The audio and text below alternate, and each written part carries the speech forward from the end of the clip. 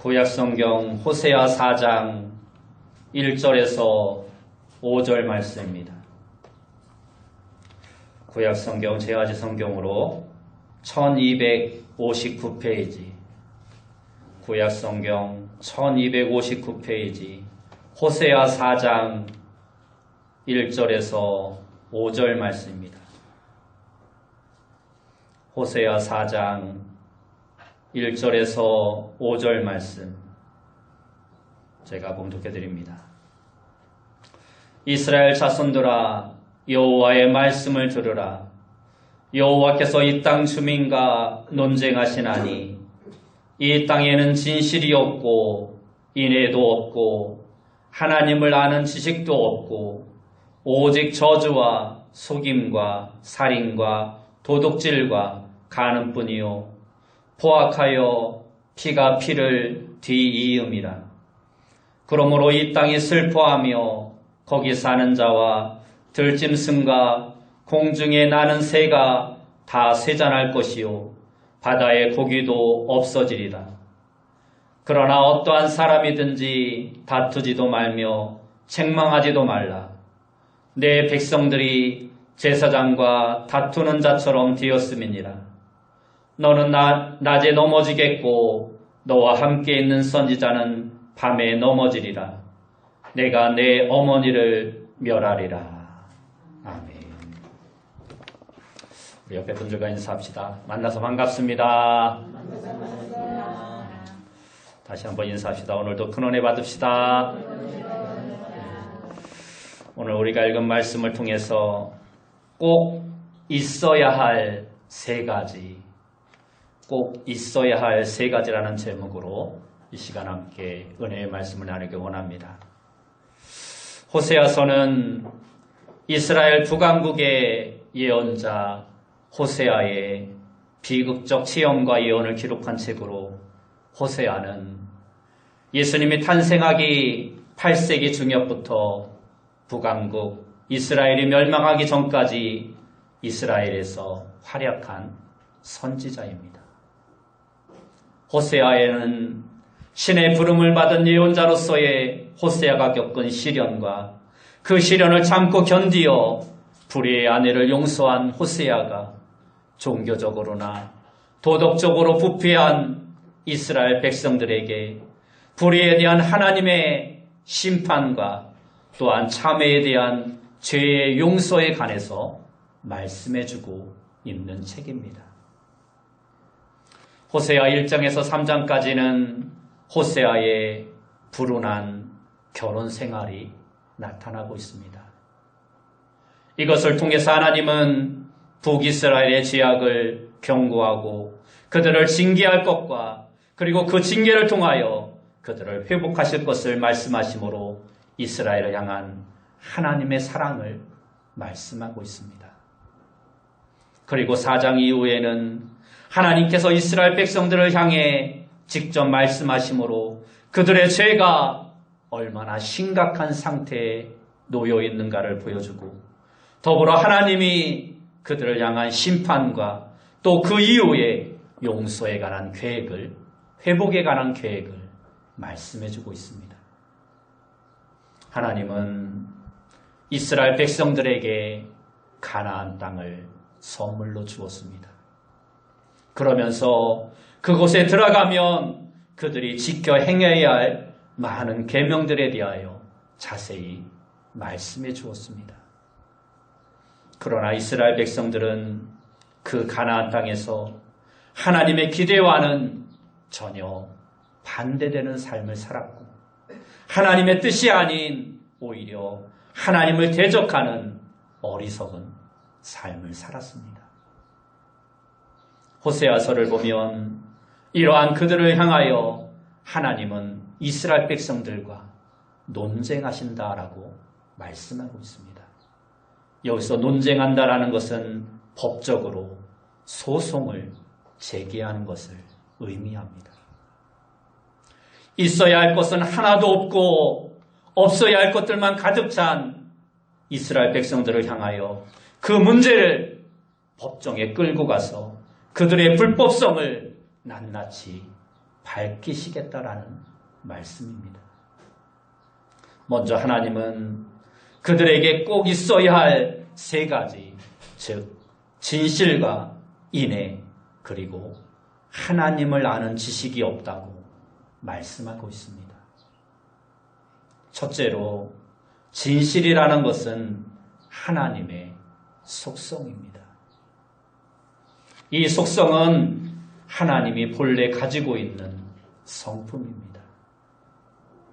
이 진실이라는 것은 말과 행동에 있어서의 신실함을 말씀하고 있는 것입니다. 다시 말해서 하나님은 말과 행동에 있어서 조금의 거짓도 없었다라는 것입니다.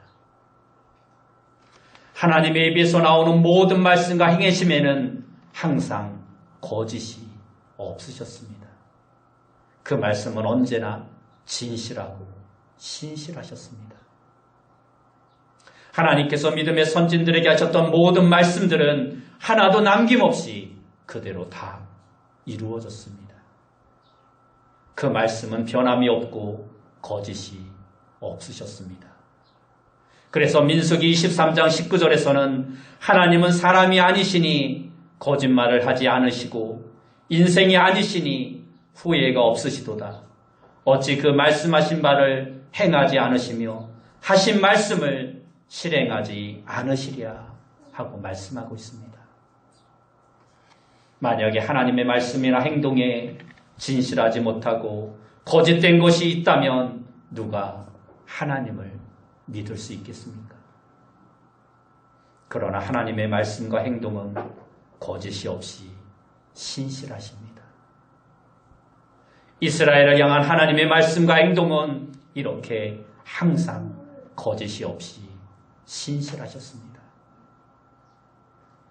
하나님은 이스라엘 백성들과 한 약속을 단 한 번도 어긴 적이 없으셨습니다. 그 모든 약속을 하나님은 다 지키셨습니다.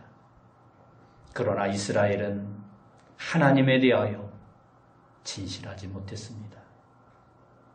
입술로는 항상 하나님만 섬기겠다고 고백했던 그들이었지만 그러나 그들은 불과 몇 날이 못 가서 금송아지 우상을 만들어 숭배함으로 하나님과의 약속을 깨뜨렸고 그 이후로 계속해서 하나님과의 약속을 저버린 채 범죄한 삶을 살아갔습니다.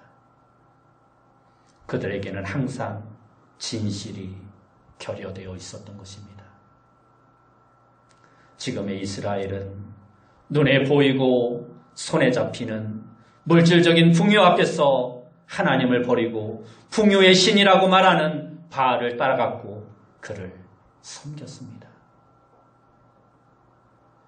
그들은 영적인 음행을 아무런 꺼리낌 없이 행하였습니다. 이스라엘을 향한 하나님의 진실하심 앞에 그들은 진실함을 버리고 거짓으로 답했던 것입니다. 오늘 우리가 하나님과의 올바른 관계를 맺기 위해서는 먼저 우리 안에 이 진실을 회복해야 합니다.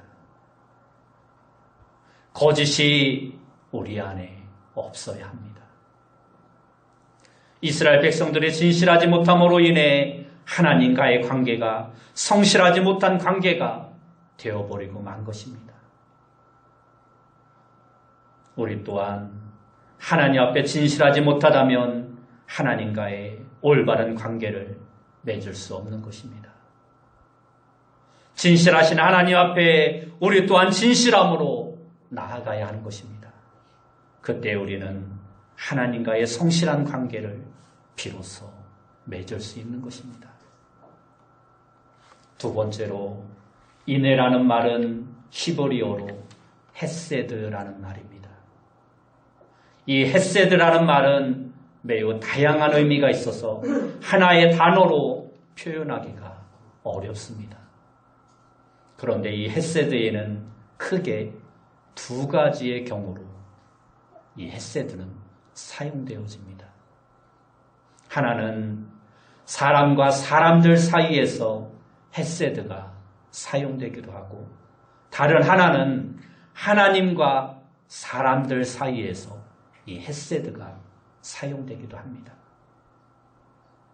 사람과 사람들 사이에서 사용되어지는 경우에 이 헤세드는 값없이 대가를 바라지 않고 주어지는 것인데 헤세드를 베푸는 사람은 강자나 부자입니다. 그리고 그 수혜자는 반드시 약자로서 도움을 받지 않을 수 없는 처지의 사람들입니다.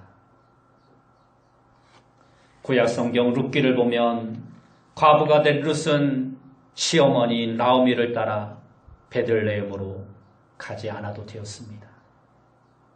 그러나 룻은 늙은 시어머니를 버리지 않았습니다. 나오미를 따라 베들레헴으로 온 룻은 시어머니 나오미를 정성 들여 공양합니다. 이를 본 보아스는 너의 베푼 헤세드가 처음보다 나중이 더하다 하고 말합니다. 성경에서는 이 헤세드를 인애라고 번역하고 있습니다. 또 다윗이 왕이 된 후에 사울의 자손 가운데 살아남은 자를 찾습니다. 그 이유는 내가 요나단을 인하여 그 사람에게 헤세드를 베풀 것이다 라고 말합니다. 여기에서는 헤세드를 은총이라는 단어로 번역했습니다. 이처럼 헤세드는 부유한 자나 강한 자가 무능한 약자에게 베푼 친절과 사랑과 긍휼을 의미하는 것입니다. 또 하나님과 사람들 사이에서 사용되어지는 헤세드는 일반적으로 계약 개념과 깊은 관련이 있습니다. 하나님께서는 이스라엘과 계약을 맺으셨기 때문에 이스라엘에게 변함없는 사랑, 곧 헤세드, 은혜를 베푸신 것입니다. 그러나 하나님께서는 근본적으로 이스라엘 백성들을 사랑하기 때문에 이스라엘 백성들과 계약을 맺으신 것입니다. 하나님의 사랑은 단순히 계약의 일면이 아니라 오히려 계약은 하나님이 이스라엘에 대한 사랑의 징표요, 사랑의 표현이라 말씀할 수 있는 것입니다. 그런데 이스라엘에게 인애가 없다는 것은 무엇을 말씀하는 것입니까? 이것은 사람과 사람들 사이에 인애가 없다는 것이고 하나님과 사람들 사이에 인애가 없다라는 것을 말씀하는 것입니다. 강한 자들은 약한 자들을 돌보아야 합니다. 부한 자들은 가난한 자들을 돌보아야 합니다. 밭에서 곡식을 벨 때에도 한쪽 밭에 비지 않은 것이 있으면 가난한 자들을 위하여 그냥 놔두라고 성경은 말씀하고 있습니다. 감람나무를 떤 후에도 가난한 자들을 위하여 다시 그것을 살피지 말라고 말씀합니다. 포도나무도 마찬가지입니다. 공공하고 빈곤한 품끝에 품삯은 해진 후까지 미루지 말라고 말씀하고 있습니다. 이 외에도 많은 말씀들이 성경에 기록되어 있습니다. 그런데 이스라엘 백성들은 강한 자들이 약한 자들을 돌보지 않고 부한 자들이 가난한 자들을 돌아보지 않았다라는 것입니다. 오히려 이들은 자기들이 가지고 있는 힘을 이용해서 힘없고 약하고 가난한 자들을 억압하고 착취하는 일을 자행했던 것입니다. 마땅히 행해야 하는 헤세드, 인애를 행하지 않았던 것입니다. 이스라엘은 이처럼 하나님에 대한 자기들의 사랑을 저버렸습니다. 그 사랑이 변하여 아무것도 아닌 우상 바알에게 갔던 것입니다. 이들은 그들 스스로 하나님과의 계약을 파기하고 만 것입니다. 이러한 그들을 향하여 하나님은 헤세드가 없다고, 인애가 없다고 그들에게 말씀하고 있는 것입니다. 세 번째로 또한 그들에게는 하나님을 아는 지식이 없었습니다. 여기서 말하는 하나님을 아는 지식이란 하나님에 관한 단순한 무엇을 안다는 말이 아닙니다. 하나님에 대하여 지식적으로 아는 것이나 하나님에 대하여 신학적으로 아는 지식을 말하는 것이 아닙니다. 이러한 지식은 사단 마귀도 가지고 있었습니다. 야고보서 2장 19절에 보면 귀신들도 믿고 떤다 하고 말씀하고 있습니다. 지식에 해당하는 다트라는 말은 알다라는 뜻의 야다에서 온 말입니다. 여기서 말하는 야다는 단순한 사변적인 지식이 아닌 경험적인 지식을 말씀하고 있는 것입니다. 단순히 들어서 습득한 것이 아니라 몸으로 체험하고 몸으로 겪어서 알게 된 것을 말하고 있는 것입니다. 이것은 부부가 육체적 관계를 통하여 서로를 체득하는 것을 가리킬 때 사용되어지는 단어입니다. 아내는 남편을 알고 남편이 아내를 아는 이와 같은 깊은 지식을 말씀하고 있는 것입니다. 다시 말해서 인격적인 교제, 둘이 온전히 하나가 되어지는 상황, 사랑을 나누는 친밀한 관계를 안다라는 말로 성경은 표현하고 있는 것입니다.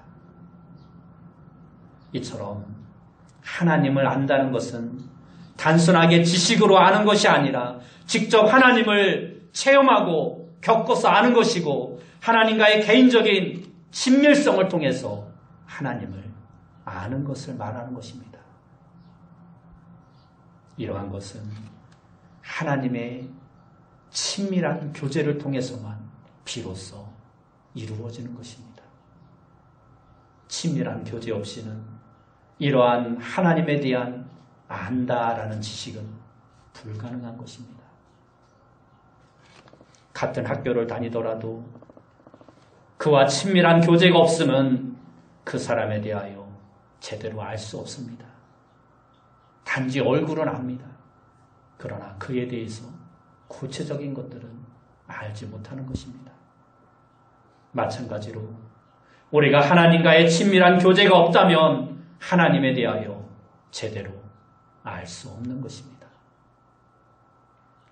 하나님을 아는 지식이 없다는 것은 이미 이스라엘에게 하나님과의 친밀한 교제가 단절되었다는 것을 말씀하고 있는 것입니다. 그들이 하나님을 버리고 바알을 섬겼기 때문에 하나님과의 친밀한 교제가 단절된 것은 어쩌면 너무나도 당연한 일이었습니다. 이처럼 이스라엘에는 진실도 그리고 인애도 그리고 하나님을 아는 지식도 없었습니다. 이러한 세 가지가 그들에게 없는 결과로 나타난 것이 무엇입니까? 그것은 오늘 본문 2절 말씀이 말씀해주고 있습니다. 오늘 본문 2절 말씀을 보면 저주와 속임과 살인과 도둑질과 간음뿐이라고 말씀하고 있습니다. 그리고 그 결과 그들은 포악하여서 피가 피를 뒤이었다라고 말씀하고 있습니다. 지금 이스라엘 백성들은 하나님이 말씀하고 있는 귀한 십계명을 범하고 있는 것입니다. 저주와 속임은 다릅니다.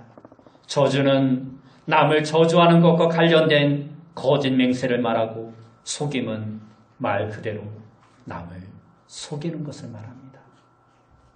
이것은 모두 이웃에 대하여 거짓 증거를 하고 있는 것입니다.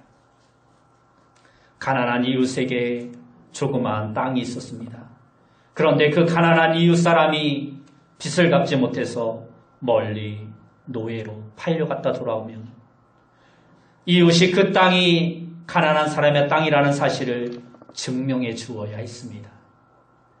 그런데 이미 그 땅을 관리하고 있는 사람은 그 땅을 그 사람에게 내주려고 하지 않는 것입니다. 그래서 그 땅을 관리하고 있는 부자는 이웃 사람들에게 뇌물을 주고 자기에게 유리한 증언을 해달라고 이야기합니다. 가난한 이웃을 위하여 올바른 증거를 해야 하는 이웃이 뇌물을 받고 저주까지 하면서 거짓 증거를 하는 것입니다. 이스라엘 백성들은 증거의 신빙성을 위해서 저주까지 해야 하는데 뇌물을 받고 거짓 증거를 하면서 이웃을 저주까지 하는 것입니다. 이러한 일들이 지금 이스라엘 백성들 가운데 너무나도 흔하게 일어나고 있었다는 것입니다. 도둑질을 합니다. 자기가 가지고 있는 힘을 사용해서 강제로 남의 것을 빼앗아 버립니다. 그리고 살인과 간음이 있습니다. 이러한 것들이 계속해서 이스라엘 백성들 가운데 이루어지고 있다는 것입니다. 그리고 포악하여 피가 피를 뒤엎습니다. 이것은 피 흘리는 행위 위에 또 다른 피 흘림이 뒤따른다는 말입니다. 다시 말해서 폭력은 또 다른 폭력을 낳고 피는 또 다른 피를 부른다는 말입니다. 한마디로 죄악과 폭력으로 가득 찬 이스라엘 사회를 말씀하고 있는 것입니다. 하나님의 것이라고는 하나도 찾아볼 수 없는 이스라엘, 부패할 대로 부패하고 타락할 대로 타락해버린 그 이스라엘 백성들의 정신적인 지도자마저 물들어버린 아무것도 하나님의 뜻을, 하나님의 선함을 발견할 수 없는 그러한 상태가 되어져 버린 것입니다. 5절 말씀을 보면 타락한 제사장을 향해서 낮에 넘어지겠고 함께 있는 선지자는 밤에 넘어질 것이라고 말씀합니다. 여기서 넘어진다라는 것은 죄에 대한 형벌과 심판을 의미하는 것입니다. 너희들이 범죄한 죄에 대해서 하나님께서 분명하게 심판하시겠다라는 말씀입니다. 그리고 더 나아가서 내 어머니를 멸하겠다라고 말씀합니다. 여기서 어머니는 이스라엘 민족 전체를 이야기하는 것입니다. 이는 이스라엘 백성들뿐 아니라 그들의 주권이 있는 나라 전체까지도 하나님께서 심판하시겠다라는 강한 경고의 말씀을 하고 있는 것입니다. 이처럼 죄악된 길에서 돌아서지 않으면 멸망할 수밖에 없습니다. 그러므로 우리는 죄악된 길에서 돌아서야 하고 죄악된 길에서 벗어나야 합니다. 이스라엘 백성들이 망할 수밖에 없었던 이유는 그들에게 진실과 인애와 하나님을 아는 지식이 없었기 때문입니다. 여러분은 하나님 앞에 거짓됨 없이 진실함을 가지고 나아가고 있습니까? 하나님의 말씀 앞에 진실한 삶을 살아가고 있습니까? 진실하시고 신실하신 하나님은 지금 우리에게도 진실하신 하나님으로 나타나십니다. 그 말씀은 변함이 없으며 항상 거짓이 없으십니다. 그래서 변함없고 신실하신 하나님을 우리는 찬양하는 것입니다. 문제는 내가 하나님 앞에 진실된 모습으로 서 있느냐 하는 것입니다. 나는 진실하신 하나님 앞에 거짓 없는 모습으로 서 있느냐 하는 것입니다. 하나님은 우리가 하나님 앞에 변함없는 진실한 모습으로 서 있기를 원하십니다. 쌀밥에 약간의 보리가 섞여도 그것은 쌀밥이 아니라 보리밥이 되고 맙니다. 보리의 비율이 얼마나 들어갔느냐가 중요하지 않습니다. 조금의 보리가 들어갔더라도 그것은 보리밥이 되는 것입니다. 마찬가지로 진짜 휘발유에 1%의 다른 것이 섞여도 그것은 휘발유가 아니라 유사 휘발유가 되는 것입니다. 진짜와 가짜의 차이는 대단한 것이 아닙니다. 식품에 약간의 곰팡이가 피거나 약간의 다른 물질이 들어가면 그것은 불량식품이 되고 마는 것입니다. 건전한 식품과 불량의 차이는 큰 차이가 있는 것이 아닙니다. 진짜에 조금만 다른 것이 섞이면 그것은 가짜가 되고 불량품이 되고 마는 것입니다. 이와 같이 진정한 그리스도인은 온전히 이 세대를 본받지 않고 오직 그리스도와 하나가 되는 자가 되어야 하는 것입니다. 내 안에 있는 이 세대를 본받는 모든 것을 버리지 않으면 우리는 진짜 그리스도인이 될 수 없는 것입니다. 내 안에 온전한 100% 그리스도인이 되지 않으면 우리는 가짜 그리스도인이라는 것입니다. 옛사람을 모두 버리고 심령이 온전히 새롭게 될 때 우리는 참된 그리스도인이 될 수 있는 것입니다. 예수님께서는 사람들에게 자신을 따르는 제자가 되려면 모든 것을 버리고 자신을 따르라고 말씀하고 있습니다. 100%의 진정한 제자가 되기를 원하셨던 것입니다.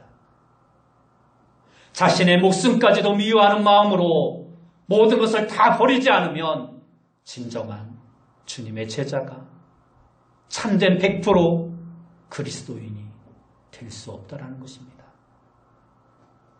우리는 항상 하나님 앞에서 100% 진실한 모습으로서는 참된 주님의 제자가 되어야 하는 것입니다.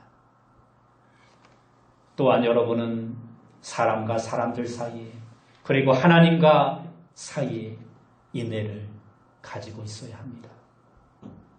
가난한 내 이웃을 잘 돌아보는 자가 되어야 합니다. 예수님은 친히 세리와 죄인들의 친구가 되어주셨습니다. 그리고 그들을 감싸고 싸매어 주셨습니다. 하늘 보좌를 가지신 분이시지만 하나님은 늘 약자 편에서 약자들과 함께 하셨습니다. 오늘 우리가 살아가는 이 세상은 점점 더 약자들이 살기 힘든 세상이 되어가고 있습니다. 서로에게 관심을 가지지 않고 개인주의가 만연해지면서 자기 살기 바쁜데 남들까지 신경 쓸 겨를이 없다고 말을 합니다. 그래서 약자들은 자신들의 억울함을 하소연할 곳도 찾지 못할 때가 너무나 많습니다. 이런 때일수록 우리 믿는 자들이 먼저 그리스도의 사랑을 가지고 나아가는 자가 되어야 합니다. 예수님의 그 사랑의 정신을 우리가 이 세상 가운데 온전히 나타내야 합니다. 이러한 인애가 우리에게 있어지길 원합니다. 그리고 우리는 하나님과의 계약을 온전히 잘 지키는 자가 되어야 합니다. 변함없는 하나님의 사랑 앞에 우리도 온전한 모습으로 하나님과의 사랑을 고백할 수 있는 자가 되어야 합니다. 이스라엘 백성들은 범죄함으로 하나님과의 계약을 파기해버렸습니다. 물질적인 풍요 때문에 하나님을 버렸습니다. 우리들도 얼마든지 이러한 잘못을 저지를 수 있습니다. 하나님의 변함없는 사랑 앞에 여러분 또한 변함없는 사랑으로 답하는 자가 되어야 합니다.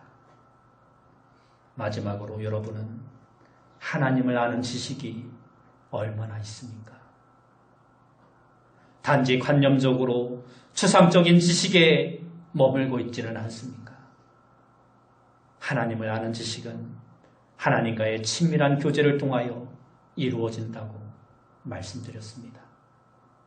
이것은 경험을 통해서만 안다라고 말씀드렸습니다.